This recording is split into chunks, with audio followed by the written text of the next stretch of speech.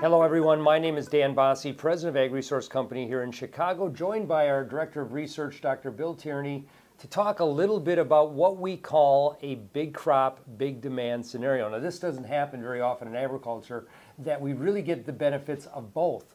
Prices have gotten low here in the United States and we have been blessed with a very good growing season. Bill, we understand the size of the U.S. crop. You know, USDA came out a few weeks ago and said the U.S. corn yield was going to be 175, a new record. Right. Soybean yield of nearly 49, a new record. But we've got this big demand now, and the market's struggling to understand both. What do you think, and why are we here?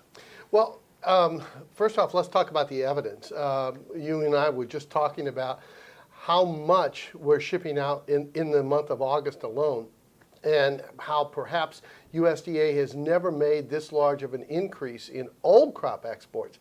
I think the biggest question is how much of the undelivered old crop sales will get rolled over to next year. We're talking about soybeans now. Right. And then specifically where we're heading to is that during the month of July, the U.S. has shipped out about 90 million bushels. Mm-hmm. In August, we think that number could be maybe 110 or 120 million bushels. And so USDA has gone from an export number of 1795 to where we think now the U.S. soybean export pace could be at 1910. Mm-hmm. That's a big change all within a last 30-month period of the crop year. Yeah. And that's because the U.S. is now shipping out 25 and 35 million bushels of soybeans per week. If we think backwards and why this is all happening, we can find the seeds of this going back to the Brazilian and Argentinian crops of last spring. Well, that and record levels of Chinese soybean imports. I think the jury is still out on how much they're going to be taking in September, but what they've taken so far suggests that the USDA's export number of 83 million metric tons is correct.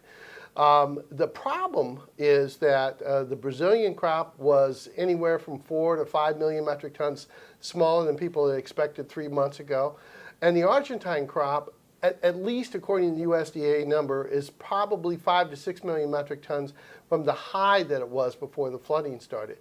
But at the same time, there seems to be stronger crush demand, both here in the United States as well as in South America. So it's a combination of factors. And the reality is we just don't have that much, we don't have that large a carryover on October 1 when the international marketing year turns over.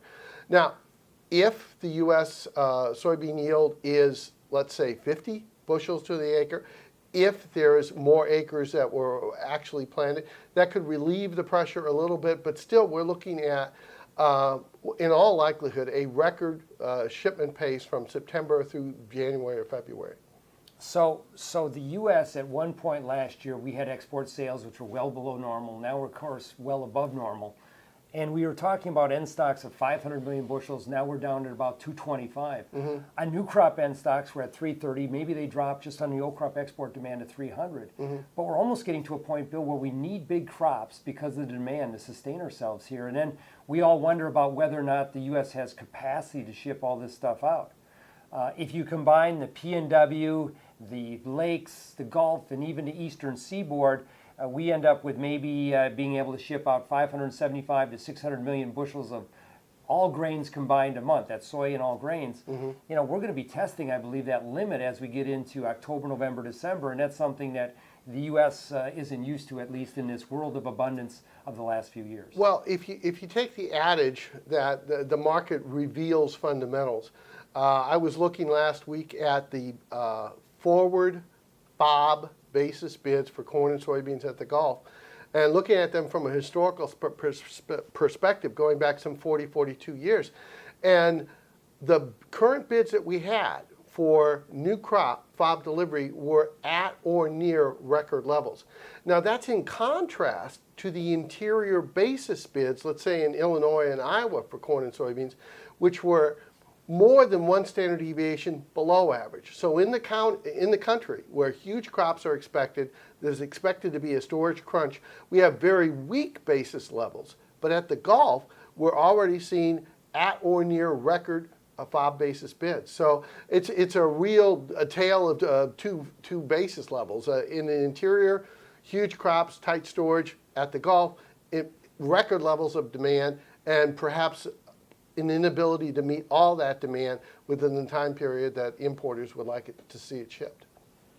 My name is Dan Basse, joined by Bill Tierney. This is really a story of big crops, big demand, something we don't see all the time, just to let everybody understand the phenomena that will be forthcoming in coming months. We'll be back again.